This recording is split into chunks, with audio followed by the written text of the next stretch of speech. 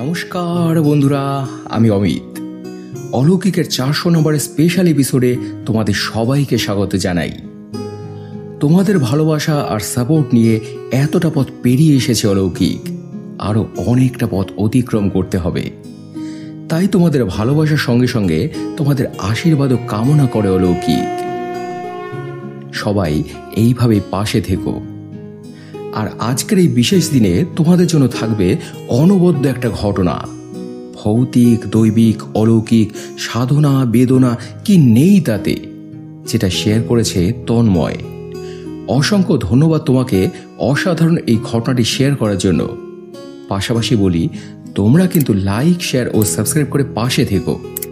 প্রতি শনি মঙ্গলবার এমন সত্যি অলৌকিক, দৈবিক ও ভৌতিক ঘটনা শোনার জন্য এবারে শুরু হচ্ছে আজকের বিশেষ নিবেদন। মানা না মানা নিজের কাছে, লোকের মাঝে লুকিয়ে আছে অলৌকিক।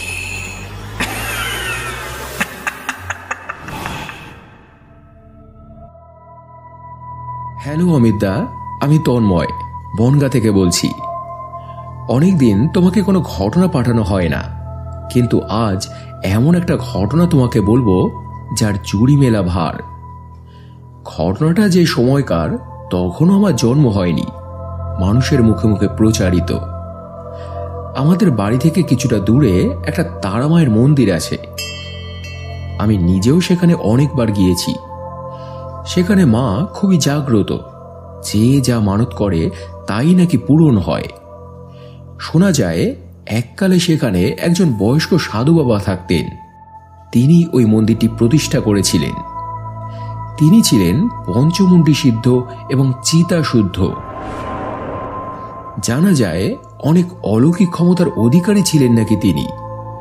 তারামা এবং মহাদেবকে তিনি নাকি এখানে এনেছিলেন। তবে কিন্তু এতটাও সহজ ছিল না ব্যাপারটা।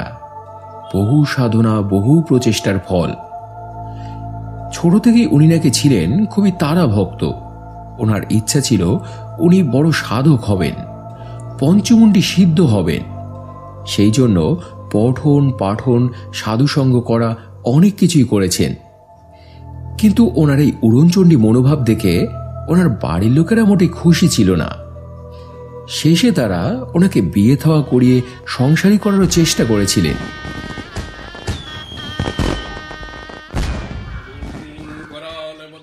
কিন্তু সংসার ধর্মে ওনার কোনো মন ছিল না। এই জন্য ওনার স্ত্রী প্রায়শই অভিযোগ করতেন, কোন কর্তব্যটা করেছো তুমি? বিয়ে করলেই সংসার হয়ে যায় না, জন্ম দিলেই কেউ বাবা হয়ে যায় না, অনেক দায় দায়িত্ব পালন করতে হয়। কোন দায়িত্বটা পালন করেছো তুমি?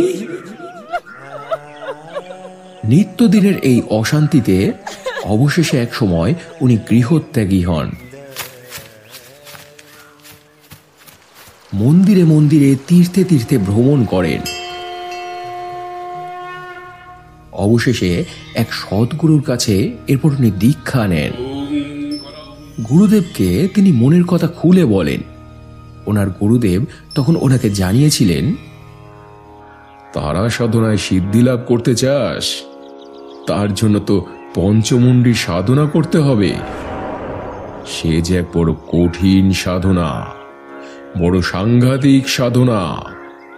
এর জন্য প্রয়োজন হয় 5টি দুর্লভ জিনিসের: অপঘাতে মরা চণ্ডালের মুন্ডু, শেয়ালের মুন্ডু, সাপের মুন্ডু, বানরের মুন্ডু আর বেজির মুন্ডু। এই 5টি মুন্ডু একত্রিত করে পঞ্চমুণ্ডীর আসন নির্মাণ করতে হয়। কাম, ক্রোধ, লোভ, মোহ, মত মাৎসর্য বিসর্জন দিতে হয়, দিয়ে ধ্যানস্থ হতে হয়। আগে এ সকল জিনিস সংগ্রহ কর, তারপর আসবে সাধনার কথা। যা। তো দীর্ঘ 1 দশক ধরে সাধনার অনেক গুহ্যবিদ্যা শিখেছিলেন উনি। পাশাপাশি একে একে এই সামগ্রীগুলো সঞ্চয় করতে থাকেন। এর জন্য কখনো ওনাকে গভীর জঙ্গলে যেতে হয়েছে, কখনো শ্মশানে রাত্রি যাপন করতে হয়েছে। কখনো বা বিষধর সাপের গর্তে হাত দিতে হয়েছে। অবশেষে অনেক প্রচেষ্টার পর এই 5টি জিনিস উনি সংগ্রহ করতে পারেন। তারপর সেগুলিকে একত্রিত করে উনি গুরুদেবের সম্মুখে উপস্থিত হন। সেসব জিনিস যথাযথ দেখে গুরুদেব তারপরে বলেন, দীর্ঘ 1 দশক ধরে যে সময় প্রতীক্ষায় ছিলিস, এবার সেই ক্ষণ আসন্ন। আমি তোকে সাধনার অনুমতি দিলাম, তবে স্মরণে রাখিস, এর জন্য তোকে অনেক পরীক্ষা দিতে হবে। ভয়, ভীতি, শত্রু অনেক কিছু জয় করতে হবে। ক্ষুধা, তৃষ্ণা, মৃত্যু ভয় পর্যন্ত উপেক্ষা করতে হবে। যদি উত্তীর্ণ হতে পারিস, মা তোকে অবশ্যই ধরা দেবেন। সকল ইচ্ছা তিনি পূরণ করবেন।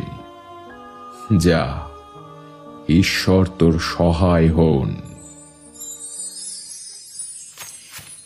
এই অনুমতি পাওয়ার পরে উনি গিয়েছিলেন তারাপীঠে। তারপর মহাশ্মশানের পাশে এক নিরিবিলি নিস্তব্ধ জায়গার সন্ধান করেন।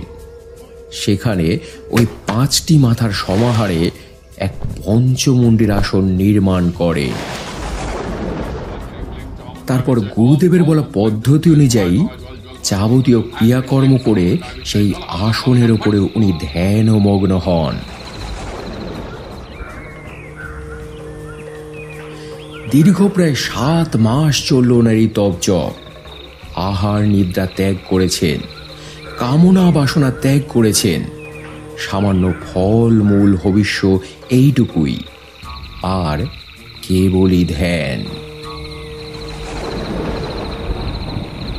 কখনো প্রবল ঝড় ঝঞ্ঝা তুফান, ঝোপ জঙ্গল তোলপাড়, তার মধ্যেও উনি ধ্যানস্থ। কখনো জঙ্গলি জন্তু, সাপ, পোকা, মাকড়, পিঁপড়ে বেয়ে বেড়াচ্ছে ওনার গায়ে, তবুও উনি অটল, ধ্যানে মগ্ন। এছাড়াও কখনো ভূত, প্রেত, পিশাচের দল ঘিরে ধরে তাণ্ডব চালিয়েছে,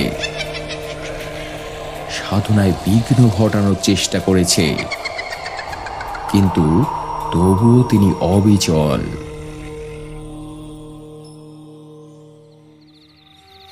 এমন করতে করতে অবশেষে একদিন রাতে মা তারার আবির্ভাব ঘটল।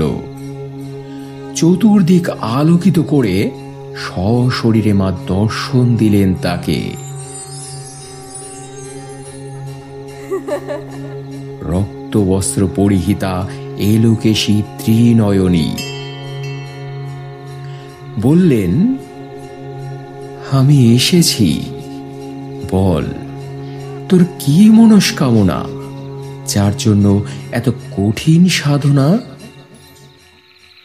উনি তখন বলেন, মা, মা তুমি এসেছো মা, আমার আমার সাধনায় তুমি তুষ্ট হয়েছো মা। আমি যেন নিজের চোখকে বিশ্বাস করতে পারছি না। তুমি যে অন্তর্যামী, সন্তানের মনোবাঞ্ছা সবই তুমি জানো মা।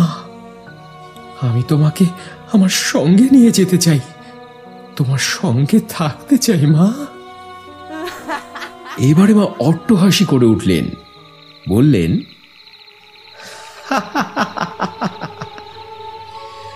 আমি তোর সঙ্গে যেতে পারি, তবে একটা শর্ত আছে আমার। গেলে আমি কিন্তু একা যাব না, আমার স্বামীকেও সঙ্গে নিয়ে যেতে হবে। উনি বললেন, তার জন্য আমাকে কি করতে হবে মা? মা বললেন, চিতা শুদ্ধি হতে হবে। রাতেই মৃত্যু হয়েছে এবং রাতেই দাহ হয়েছে এমন এক চিতার উপরে বসে তোকে মহাকালের সাধনা করতে হবে, নচেত আমার পক্ষে যাওয়া অসম্ভব।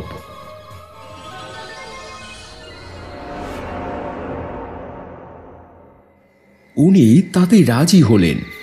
দিনের পর দিন শ্মশানে শ্মশানে ঘুরে বেড়ালেন। অবশেষে বনগাড়ি এক শ্মশানে একদিন এমন এক চিতার সন্ধান পেলেন। সূর্যাস্তের পর ব্যক্তিটি মারা গিয়েছেন এবং ওই রাতেই তাকে দাহ করা হয়েছে। তখন তিনি আর কাল বিলম্ব না করে ওই রাতেই মহাকালের সাধনার প্রস্তুতি নিলেন। নিভে যাওয়া সেই চিতার উপরে বসে দেহ বন্ধন, চিতা বন্ধন, শ্মশান বন্ধন করে মহাকালের সাধনা শুরু করলেন। শোনা যায় সাধনার মাঝপথে নাকি সেই চিতা পুনর্বার জ্বলে উঠেছিল। তিনি ওই জ্বলন্ত চিতার ওপরেই বসে সাধনা করেছিলেন। দেবী তারার আশীর্বাদে ওনার কিছুই হয়নি। অবশেষে এই পরীক্ষায়ও উনি উত্তীর্ণ হন। তারপর মহাযোগী মহাদেব দর্শন দিলেন। পাশে মা তারা। তারা দুজনেই তাকে হাত তুলে আশীর্বাদ করলেন, বললেন, তোর সাধনা সম্পন্ন হয়েছে, আমরা তোর সঙ্গে যেতে প্রস্তুত। তুই ওখানে একটা মন্দির প্রতিষ্ঠা কর, আমরা ওখানেই বিরাজমান হব। অসীম এবং অভূতপূর্ব শক্তির অধিকারী হবি তুই। মানব কল্যাণে তোর দান অব্যর্থ এবং ফলপ্রসূ হবে। যে তোর দ্বারস্থ হবে কেউই খালি হাতে ফিরবে না। অসাধ্য সাধন করতে পারবি তুই। তবে হ্যাঁ, এই বিদ্যা, এই শক্তি কখনো নিজ স্বার্থ সিদ্ধি হেতু ব্যবহার করতে পারবি না, নচেৎ তোর বিনাশ হবে। কল্যাণমস্তু।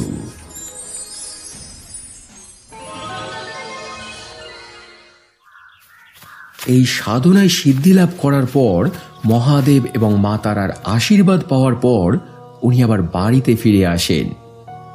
তারপর বিভিন্ন জায়গা থেকে উনি অর্থ সঞ্চয় করে ওখানে এক সুবিশাল সুউচ্চ মন্দির নির্মাণ করেন। মা তারা এবং বাবা মহাদেব ওই একই মন্দিরে এরপর বিরাজমান হলেন। দিকে দিকে ছড়িয়ে পড়ল ওনার নাম। যে যা সমস্যা নিয়ে আসত তাই সমাধান করে দিতেন উনি। কঠিন কঠিন রোগ ব্যাধি ওনার দেওয়া সামান্য ফুল জলেই একদম ভালো হয়ে যেত। ভাঙা সংসার জোড়া লাগে, নিঃসন্তান দম্পতি সন্তান পায়। এমনকি অভুক্ত দুয়ারে এসে দাঁড়ালেও উনি তাদের ফেরাতেন না। শূন্য হাড়ির মধ্যে হাত ঢুকিয়ে ফল মিষ্টি বের করে আনতে পারতেন। এমনই অলৌকিক ক্ষমতা ছিল ওনার। মানুষের মুখে এমন কত ঘটনা যে শোনা যায় তার কোনো হিসেব নেই। কিন্তু সেই মহাসাধক কিভাবে মারা গেলেন জানো? সে এক করুণ কাহিনী। ওনার একমাত্র ছেলে, যার কিনা 34 বছর বয়সে মৃত্যুযোগ লেখা ছিল, এক দুর্ঘটনায় তার মৃত্যু হবার কথা। সাধনা বলে উনি সেটা জানতে পেরেছিলেন। যত বড়ই সাধক হোক, দিনের শেষে তিনি তো একজন বাবাও। তাই বিধির এই বিধানকে তিনি কিছুতেই যেন মেনে নিতে পারছিলেন না। ছেলেকে সাবধান করেছিলেন, ভাড়া কাটানোর জন্য একটা মাদুলিও দিয়েছিলেন। কিন্তু সময়কালে দেখা গেল মাদুলিটা হারিয়ে গেল ছেলেটার থেকে। আর সেই মাদুলিটা দ্বিতীয়বার তৈরি করাও সম্ভব ছিল না, কারণ সেই মৃত্যুখণ্ডন বিদ্যা একবারই যে প্রয়োগ করা যায়। তখন মায়ার বশে ছেলেকে বাঁচাতে ছেলের ভাড়া উনি নিজের উপর নিয়েছিলেন। ছেলে তো আসন্ন মৃত্যু থেকে রেহাই পেল, কিন্তু উনি শেষ হয়ে গেলেন।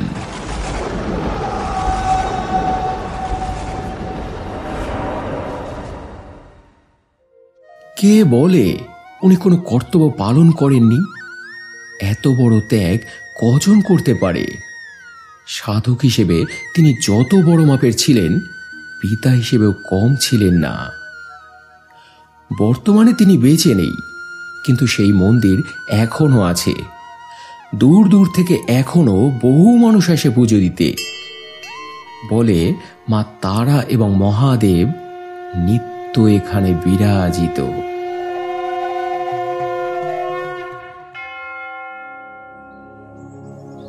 তো এই ছিল বন্ধুরা আজকের অসাধারণ একটা ঘটনা।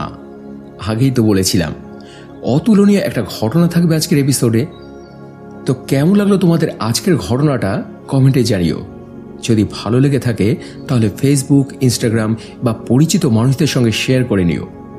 আর হ্যাঁ, তোমরাও যদি এখানে তোমাদের জানা ঘটনা শোনাতে চাও, ডেসক্রিপশনে দেওয়া এই নাম্বারে আমাকে হোয়াটসঅ্যাপ করতে পারো। যদি লিখতে পারো তো লিখে, নাহলে ভয়েস মেসেজ করে বলতে পারো। এবারে গত এপিসোডে বর্ষা চ্যাটার্জি লিখেছে, ছিলাম আছি থাকবো সব সময়। রবিন সাঁতরা লিখেছে, দাদা তোমার ঘটনা অসাধারণ। আমার মা বাবা বলে তোমার গলায় সুর আছে। আমি তোমার ঘটনা ব্যাঙ্গালোর থেকে শুনলাম। ক্ষমা অধিকারী লিখেছে, অমিত তোমার ঘটনা আমি আর আমার মেয়ের খুব ভালো লাগে, আমরা দুজনেই শুনি। আবুল হোসেন লিখেছেন, দাদা তোমার ঘটনাগুলো খুব ভালো লাগলো। আরও ভালো লাগলো অন্য চ্যানেল সম্পর্কে তোমার ওপিনিয়ন কত উন্নত। মনীষা কাকিমা লিখেছেন, সো এক্সিলেন্ট, তোমার ঘটনা খুব ভালো লাগে আর তোমার ভয়েস।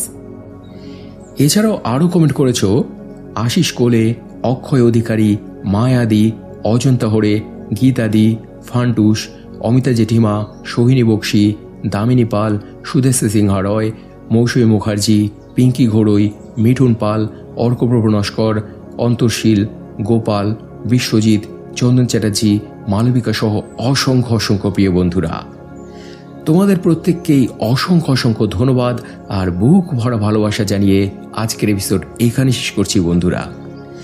আবার দেখা হবে শনিবার আরও একটা জমজমাট অলৌকিক এপিসোড নিয়ে।